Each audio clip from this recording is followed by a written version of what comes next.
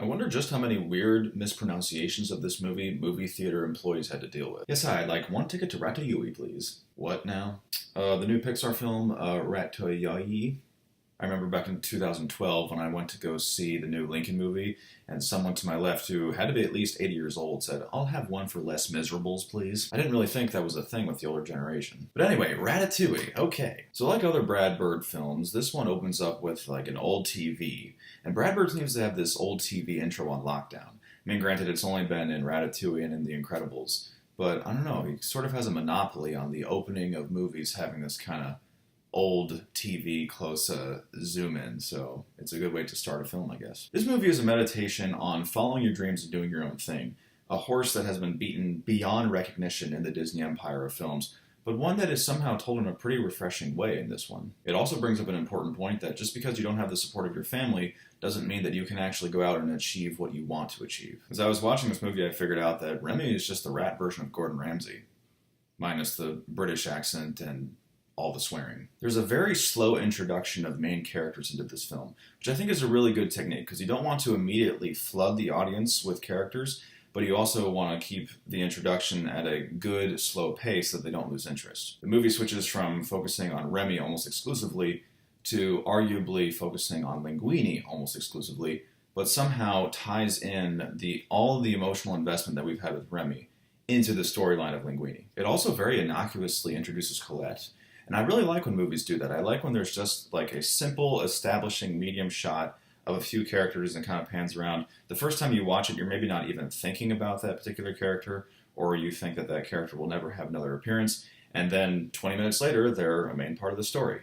And a perfect example is the introduction of Colette. At first, she's just part of the sweeping shot of all of the characters, but about 20 minutes later, she becomes this really like dominant, hard-shelled leader of a character. And I really love the arc that she takes with Linguini.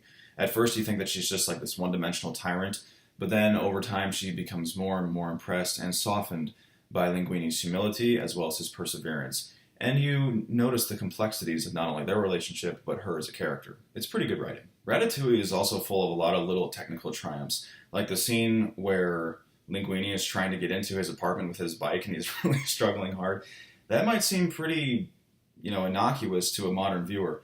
But actually back in the day, or at least when you studied the history of animation up to that point, that was pretty impressive, the way that they're able to incorporate all these physics and all of these little minuscule movements that kind of illustrate just how technically skilled you have to be as an animator for that to come across in a good way. So about that sentient hair, which is probably the linchpin of the entire movie, or basically the entire plot, I mean, without this magical hair that Linguini supposedly has, there really is no movie.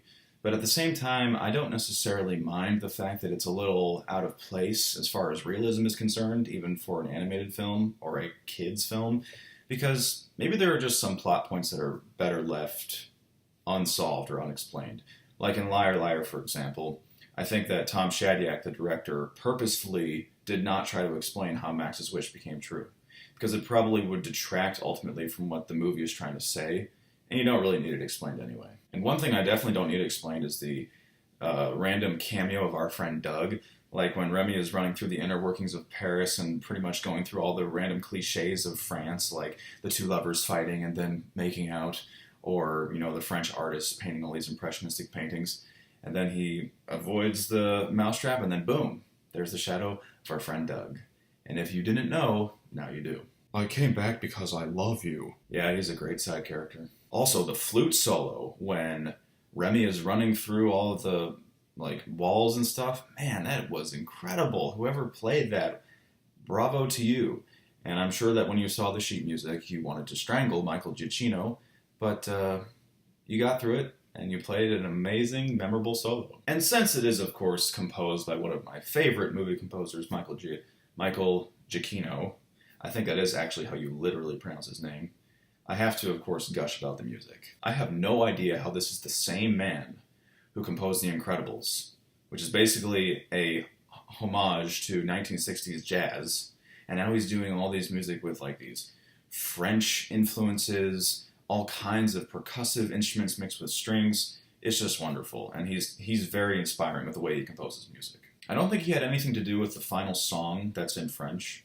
But it doesn't matter because that song's awesome too. And a very underrated side character is the guy who I like to call Hammerhead, who has the very light goatee, and his head kind of goes out like that. And he is the owner of one of the best movie quotes of all time. I killed the man with this thumb.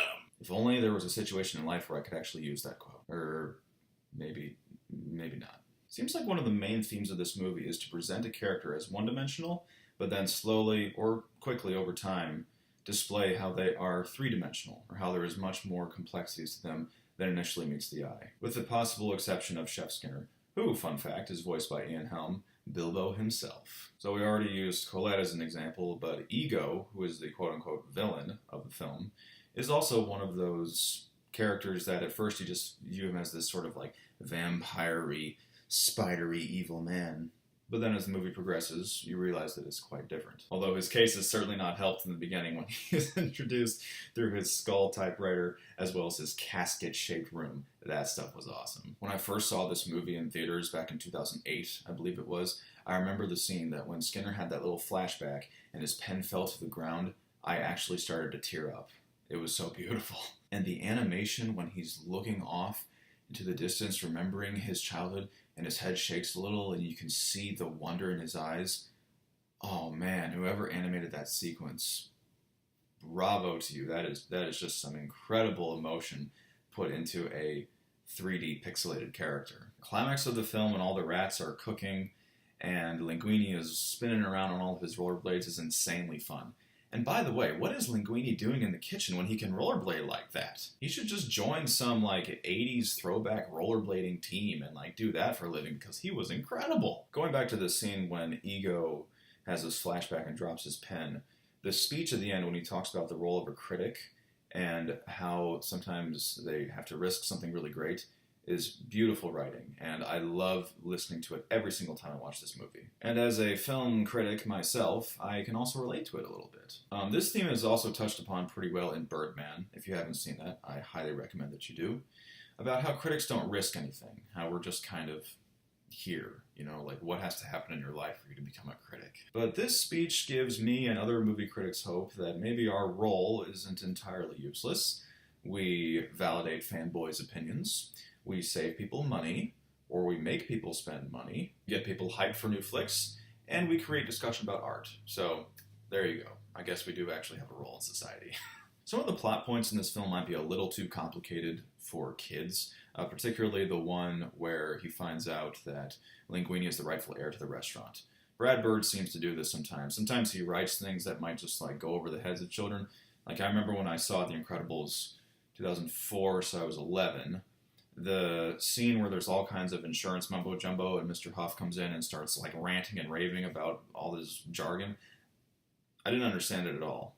I still don't get it. I guess once I really dive into the world of adult, I will finally get it. But as it stands right now, it's still one of those plot points that I have to do a little bit of Googling for. Also, the scene where Remy and his dad are looking at all the rats in those traps, it's really profound and it's really gutsy for Disney and the writers and the animators to put that kind of thing in a kid's film. But then as Remy walks away, well, okay, first there's a redeeming part. The line that he says, "Change is nature." That's great. That's totally true in my opinion, and I still kind of remind myself of that every now and then, where I think of why things have to change. I think, well, change is nature. It's going to happen no matter what. But then the lines that follow, while they are good lines, the delivery is just so on the nose, and it is so bad that it almost ruins the mood of the whole thing. And it starts when we decide. With luck. Forward. What is this, a public service announcement? I don't know, it's just a little much. Also, the scene at the press conference right before Ego comes in and crashes it, I don't understand why Remy wants to be found out. Like, when Linguini is giving his inspiration and where it comes from, but he doesn't mention Remy, Remy gets jealous. I don't understand that. I mean, if you revealed that Remy was there, wouldn't that ruin the whole thing? Also, right after when Linguini just ditches Remy on the side, that is one of the stupidest decisions he made, even for him. It's like, this is the reason why you're here. Remy is the reason why you're even here. And now you are ditching him when your harshest critic is coming to eat? It just didn't make sense to me. But, without it, we guess we wouldn't really have a story. You have to be very careful as to when you watch this film.